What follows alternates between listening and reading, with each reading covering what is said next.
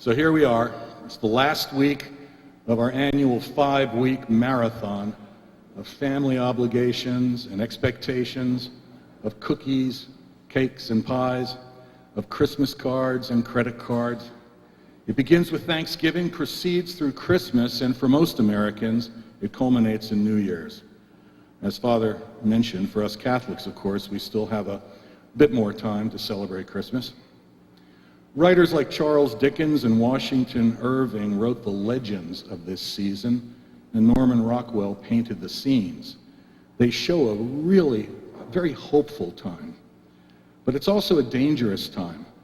The British Journal of Medicine reported this month that the greatest coronary health risk for men all year long occurs at about 10 p.m. on Christmas Eve. When the stress, I'm not making this up, when the stress and the fatigue and the refreshments have a way of catching up with us. Oh, there's that stress. Comedian Martin Mull famously said that having a family is like having a bowling alley installed in your brain. Especially at this time in American history, when you have so many political divisions and shifting lifestyles, conversations around holiday tables can be risky.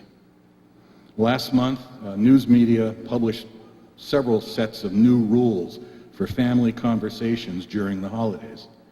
The simplest and safest rules said that in any part of the country, from Maine to California, there are 3 topics that absolutely must be avoided. Number 1, politics. Makes sense. Number 2, religion. Okay. Number 3, the New England Patriots. They really did say that. They said the Patriots are a taboo topic, even in New York and Texas, maybe even especially in New York and Texas. And after last night, by the way, I intend to add Michigan football and Notre Dame football to this list. I'm not talking about it. Family divisions are a constant, universal concern. Just this weekend, the Hallmark Channel is presenting 24 of their wildly popular Christmas movies. And their topics, according to the program guide, include just some random examples. A special Christmas reunion of a family. In another one, a divided family returns to Nana's. That's one I hope to watch. In a third, people rediscover the family connection. And in a fourth, something brings a family closer together. So you get the idea. Some of the holiday stress comes from who is at the table, an outspoken in-law, perhaps, with endless theories about how he could fix the economy. But much of the stress can come from who is not at the table, who is missing because of distance, disease, death, or disagreements. We have talked before about the very simple fact that evil divides and scatters, while good gathers and unites. And that takes us to today's Mass readings. You will hear in a few minutes in today's offertory prayer, a prayer to establish our families firmly in your grace and your peace. Our first and second readings told us just how to unite our families, treating one another with respect and with compassion, kindness, humility, gentleness, and patience, bearing with one another and forgiving one another. In today's gospel, we see Jesus practicing what he will preach in his ministry. Now remember, he's only 12 years old. True man as well as true God, he has been up to this point a true boy. He had to learn to walk, learn to talk, learn the basics of human life. But at age 12, a boy became a man in Jewish society. Now Jesus can finally take his place as a man among men in the temple, sitting in the midst of the teachers, the gospel tells us, listening to them and asking them questions. That is, of course, how Jewish literature describes the educational process. This gospel shows the young Messiah's developing understanding of his divine mission. Why were you looking for me? He says. Did you not know that I must be in my Father's house? Now remember, he's saying this to his legal earthly father, Joseph, probably the most obedient, faithful, and patient man in history. The young Jesus, who could not have known fully his purpose when he was a baby swaddled in the manger, is realizing what he must have sensed, receiving at the temple the public recognition and affirmation of his role in salvation history, which is, of course, the history of God's reuniting and gathering his scattered family of wayward children back together. We have the stresses of Thanksgiving, Christmas, and New Year.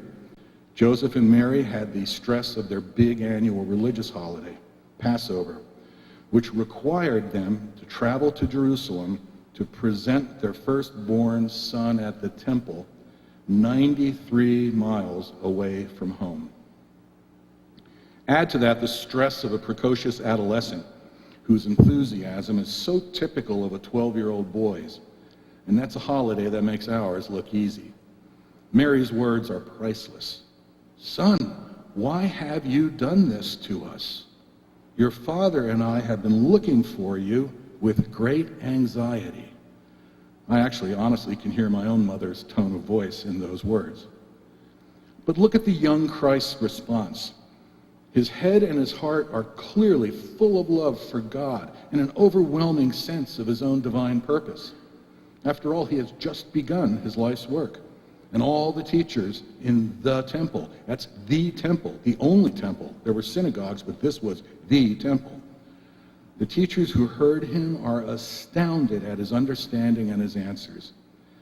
If ever in his 12 short years he had a clear sense of his divinity as well as his humanity, it was now. Yet he submits to his earthly parents, who, we're told, did not understand him. Now just ask any adolescents if their parents understand them. And he went down with them and came to Nazareth and was obedient to them. And his mother kept all these things in her heart. And Jesus advanced in wisdom and age and favor before God and man. Well, when I was 12, I was unimpressed by this gospel. After all, Jesus was God. How hard could it be for him? Years of study, though, and some personal correspondence with Scott Hahn's theologians over these last 2 years have helped me to appreciate the wonder of the young Christ's growing awareness of his divine purpose, even as his human life unfolded. Now here's the best part. The Holy Family could have taken advantage of their special status. And young Jesus, clearly now aware of his divine nature as well as his human nature, could have pulled rank on his earthly parents. But none of them does. And why? Because every one of them is committed, devoted to something higher than themselves. Every one of them is devoted to serving our Father who art in heaven, to doing God's will, not their own. Mary has accepted God's invitation to be the mother of his son. That's some great personal and social risk. Joseph has listened to the angels in his dreams and abandoned his original plan of divorce, trusting and doing God's will by leaving his home to take his small family to safety in Egypt, and then raising Mary's son, God's son, as his own. And Jesus, well, we see today that from an early age he practiced his religion faithfully and obeyed his earthly parents respectfully, even as he advanced in wisdom and age and favor before God and man. That's God and man. Notice that his profound faith in his divine Father does not cut him off from his fellow human beings who share that faith with him. The philosopher Aristotle, from whom Catholic thinkers like Aquinas learned so much, spoke of 3 kinds of relationships. The first is the kind that is useful. Now we have friends at work, for example, who assist us, support us, encourage us, advance us. The second, deeper kind is based on pleasure. We enjoy certain people. We share interests. We have fun with them. Relationships based on usefulness or pleasure tend not to last. Our needs change. Our interests change.